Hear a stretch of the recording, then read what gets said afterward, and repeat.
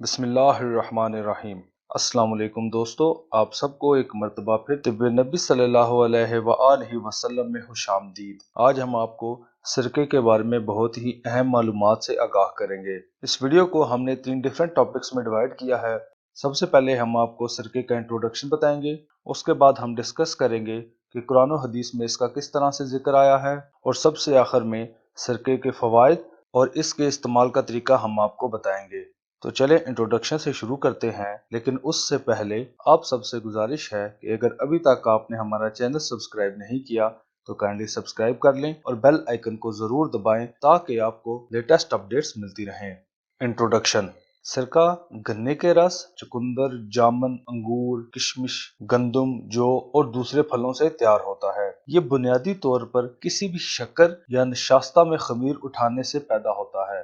ये तो मालूम नहीं हो सका कि इंसान कब से सिरका बना रहा है, मगर जमाना कदीम से इसका जिक्र किताबों में मौजूद है। तारीख के हर दौर में इसे ग़िज़ा और दवा के तौर पर इस्तेमाल किया जाता रहा है। फ्रांस के माहिर पास्चर ने मालूम किया कि नशास्ता में खमीर जम्स से पैदा होता है और सिरका भी इन्हीं जम्स के केमिकल रिएक्शन से बनता है। इसका मतलब ये है कि जम्स की एक किस्म ऐसी भी मौजूद है जो बीमारियां पैदा करने के बजाय हमारे फायदे का काम करती है। इसको फ्रेंडली जम्स कहते हैं।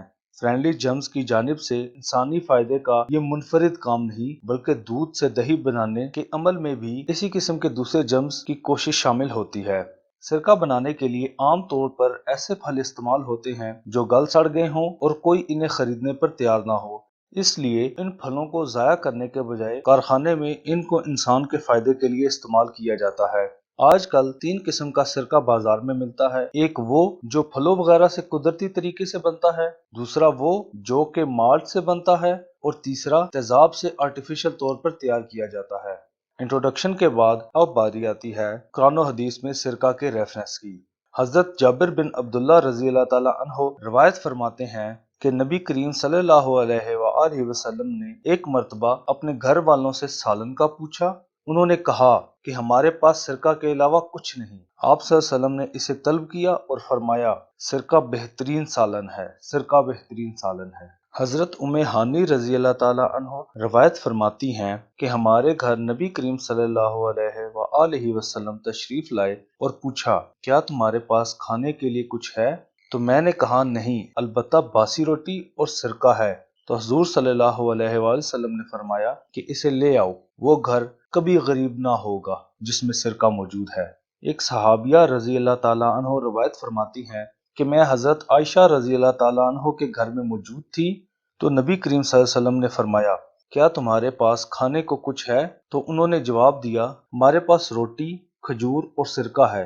नबी पाक सल्लल्लाहु अलैहि वसल्लम ने फरमाया, बेहतरीन सालन सिरका है। ऐ अल्लाह, तू सिरका में बरकत डाल कि ये मुझसे पहले नबियों का सालन था और वो घर कभी गरीब ना होगा जिसमें सिरका मौजूद होगा। कुरान और हदीस में सिरका की अहमियत को डिस्कस करने के बाद अब बात करते हैं कि इसके फायदे क्या हैं और इसको किस तरह से इस्तेमाल किया जाए। सिरका ठंडक और हरारत का एक हसीन इम्तिजाज है। ये जिस्म से गलत मादों को निकालता है और तबीयत को फरत देता है। जिस्म से जहरीली अदविया के असर को दूर करता है। बच्चे वाली औरतों का दूध अगर रुक जाए तो सिरका के लेप और सिरका पीने से जारी हो जाता है। ये प्यास को बुझाता और पेट को छोटा करता है।